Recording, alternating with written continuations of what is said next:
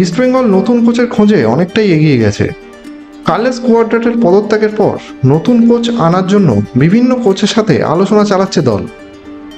সব ঠিক থাকলে অস্কার ব্রুজোকে ইস্টবেঙ্গলের পরবর্তী কোচ হিসেবে দেখা যেতে পারে। তবে কিছু সমস্যার কারণে বিকল্প কোচ ইভান ভুকোনোভিচের সঙ্গেও আলোচনা চালাচ্ছে ক্লাবটি। অস্কার ব্রুজো বাংলাদেশের বসুন্ধরা কিংসের প্রাক্তন কোচ। গত 6 বছরে তার কোচিংয়ে বসুন্ধরা 11টি ট্রফি জিতেছে, যা তাকে বাংলাদেশের ফুটবলে অন্যতম সফল কোচ বানিয়েছে।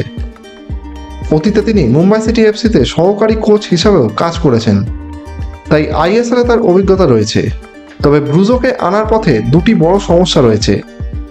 একটি হচ্ছে তার উচ্চ বেতন, আর দ্বিতীয়টি হচ্ছে জানুয়ারিতে ক্লেটন সিলভাকে ছেড়ে তার প্রিয় খেলোয়াড় রবিনোকে আনার শর্ত দিয়েছেন তিনি।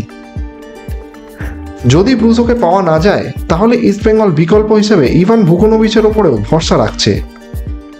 তবে ইভান অতীতে কেরালা ব্লাস্টার্সের কোচ থাকাকালীন কিছু বিতর্কিত ঘটনার জন্য 10 ম্যাচ নির্বাচিত হয়েছিলেন, যা ইস্টবেঙ্গলের বিনিয়োগকারীদের ভাবাচ্ছে।